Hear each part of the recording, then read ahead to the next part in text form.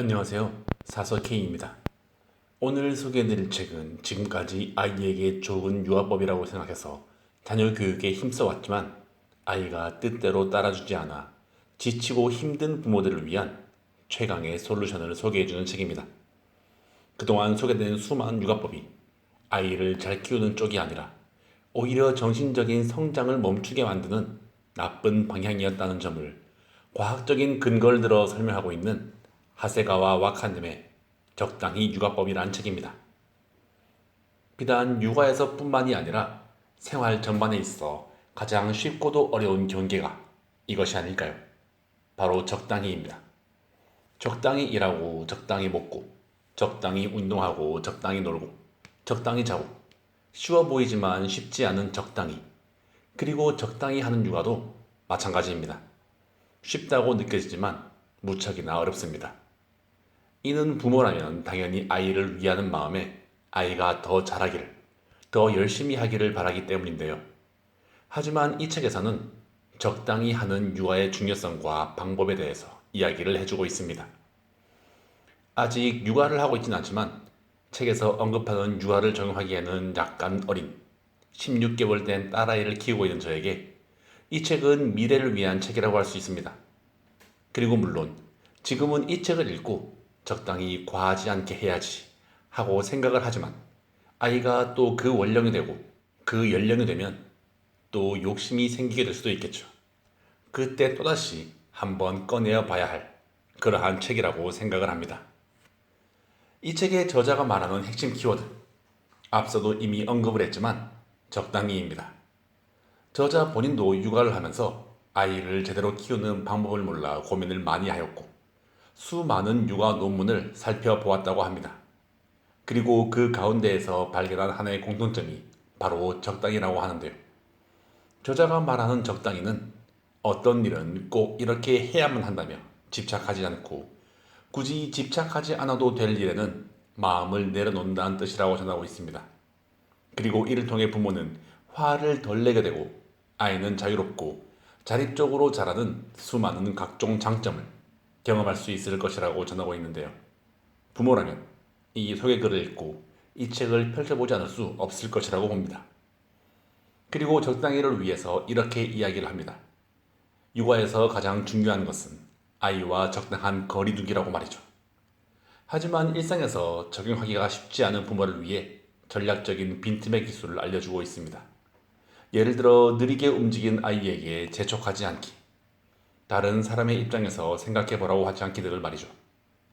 이러한 빈틈의 기술을 통해서 부모가 가져야 할 습관을 말습관, 행동습관, 생활습관, 학습습관 등으로 나누어 실천법 또한 알려주고 있죠. 그리고 그 이전에 적당한 육아를 하기 이전에 적당하고 편안한 마음가짐을 부모부터 가지기를 권하는 마음이 따뜻하고 공감 어리게 다가왔습니다.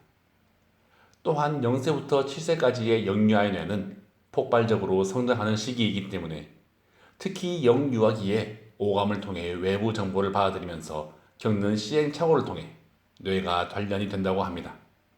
그리고 이러한 시행착오를 겪으며 실수도 해보고 이를 통해 자기 주도성을 배울 수 있다고 합니다. 그러니 너무 다급해하고 안달하지 말고 아이 스스로 할 수 있게끔 마음을 어루만져 주고 있습니다.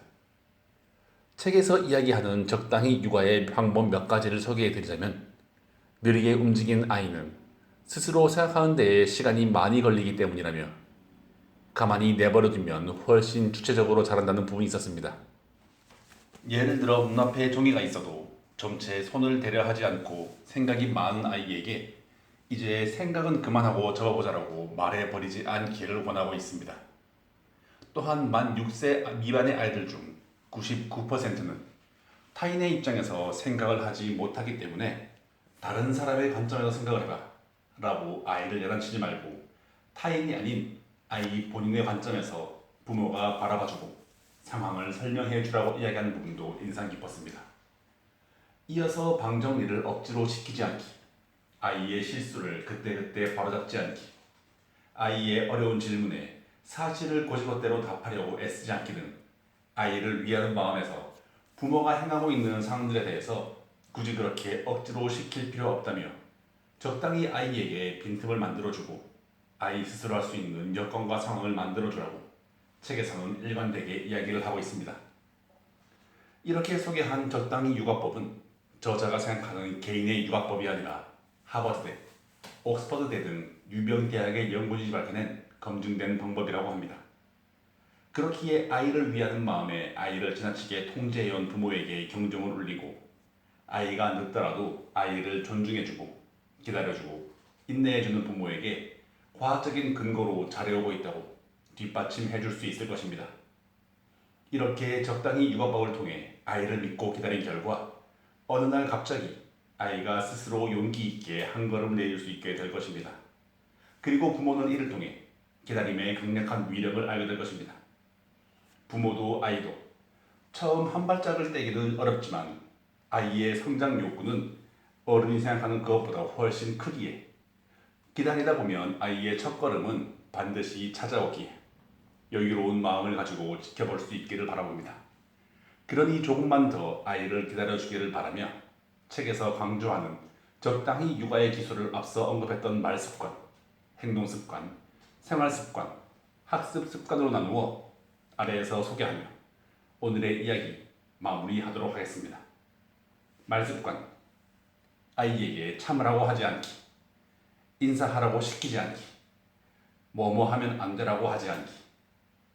행동습관, 친구를 가려 사귀어도 지켜봐주기, 야단치기보다 상대방의 상황을 알려주기, 왜요라는 질문에 정답을 말하려고 애쓰지 않기. 생활습관, 부모도 아이도 반면 열일 제쳐두고 자기, 편식을 해도 너무 신경 쓰지 않기, 젓가락 사용을 서두르지 않기. 학습습관, 억지로 글자 공부를 시키지 않기, 아이의 대답을 5초 동안 기다리기, 퀴즈나 문제풀이를 틀려도 바로잡지 않기. 네, 오늘도 들어주셔서 감사드립니다.